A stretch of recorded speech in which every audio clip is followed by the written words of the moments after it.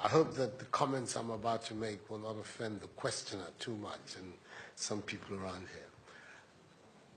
I think there is a fundamental misstatement of the issue in the question.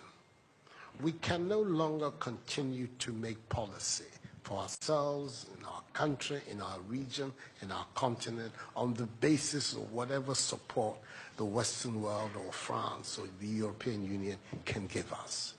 It will not work. It has not worked, and it will not work. Our responsibility is to charter a path which is about how we can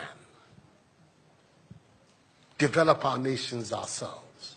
It is not right for a country like Ghana, 60 years after independence, to still have its health and education budgets being financed on the basis of the generosity and charity of European taxpayers. By now, we should be able to finance our basic needs ourselves. And if we are going to look at the next 60 years as a period of transition, a period whereby we can stand on our own feet, our perspective has not to be what the French taxpayer decides to do with whatever surpluses that they have in France. They're welcome. They're appreciated. Whatever interventions that the French taxpayer through their governments make to us are appreciated. We're not going to lick a gift horse in the mouth. But this continent, with all that has happened, is still today the repository of at least 30% of the most important minerals of the world.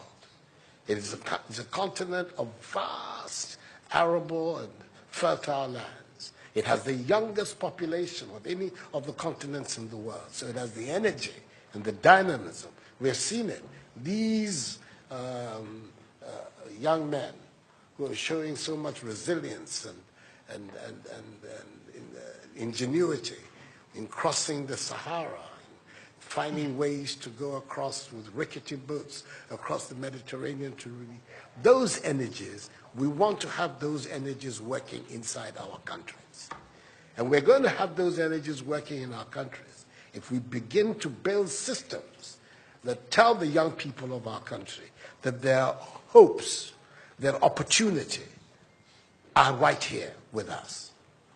Migration and the movement of people is being presented in a manner which suggests that somehow it's a new phenomenon. There's nothing new about it. It's as old as man, the movement of people.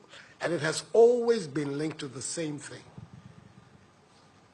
The failure of where you are to provide you with an opportunity, so you move somewhere else. Those of you who are familiar with 19th century European history would know that the biggest wave of immigration in 19th century Europe, the latter part of it, came from Ireland and from Italy. Waves upon waves, generations of Italians and the Irish people left their countries to seek the American paradise, largely because Ireland was not working, Italy was not working. Today, you don't hear it. Italian young people are in Italy. Irish young people are in Ireland. We want young Africans to stay in Africa. And how are they? And it means that we have to get away from this mindset of dependence. This mindset about what can France do for us.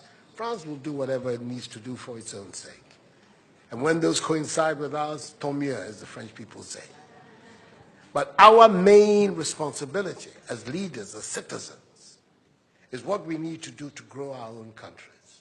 What are the institutions that work, that will allow us to have good governance, to have accountable governance, to make sure that the monies that are placed at the disposal of leaders are used for the interests of the state and not for those of the leaders, to have systems that allow for accountability, that allow for diversity, that allow for people to be able to express themselves and contribute to fashioning the public will and the public interest.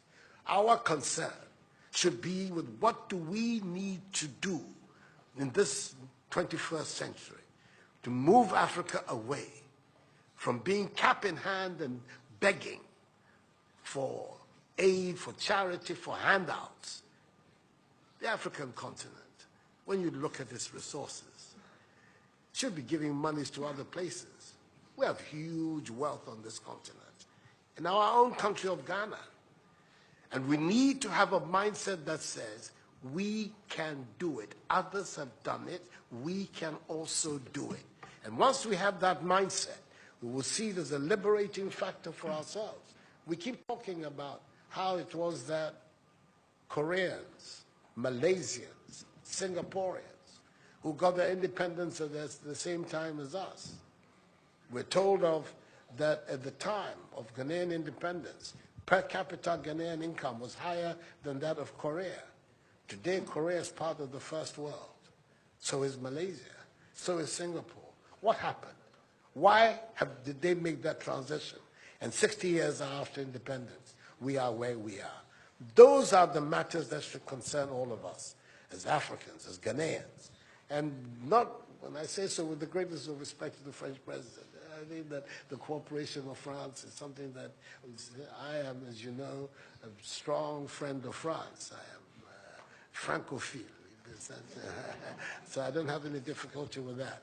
But I'm talking about our own propulsion, what we need to do to get our countries to work so that we can create the conditions that would allow our young people to forego this hazardous effort to get to Europe. They're not going there because they want to. They're going there because they don't believe they have any opportunities in our countries. So that should be our focus.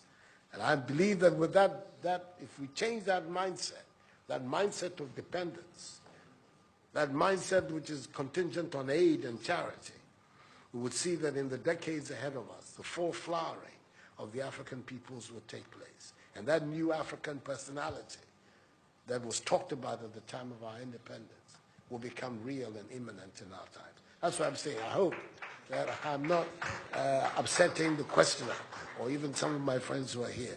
But these are my strongly held beliefs. And that is the reason why I've adopted as the slogan of my presidency, of my period at the Supreme Office of Ghana, that we want to build a Ghana beyond aid, a Ghana which is independent, which is self-sufficient, that is capable of standing on its own feet and building its own life. We can do it if we have the correct mindset to do so.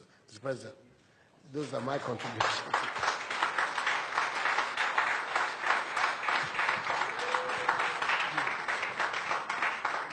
Si vous aviez besoin d'avoir la preuve qu'une nouvelle génération de leaders en Afrique croit dans une nouvelle histoire pour l'avenir et la jeunesse, vous venez de l'avoir. Pour ceux qui pensaient que ce n'était que les mots d'un président français parlant de l'Afrique. Il y a des leaders en Afrique qui veulent une nouvelle relation, qui veulent un avenir pour leur jeunesse dans leur pays, dans leur continent, qui le veulent parce que c'est ce qu'ils veulent écrire. Donc merci pour cela. So, no. We'll be here forever. We'll be here forever. He has a lot of ideas, a lot of very positive things to say. And as you can see, I have my own things to contribute as well. So, let's bring it to an end. We're going to... Mr. Macron left Abidjan after a hectic morning, has not had anything to eat. He at least has to have that side of Ghanaian hospitality. So we're going to leave it for him to go have some lunch. Thank you very much indeed. You signed this thing.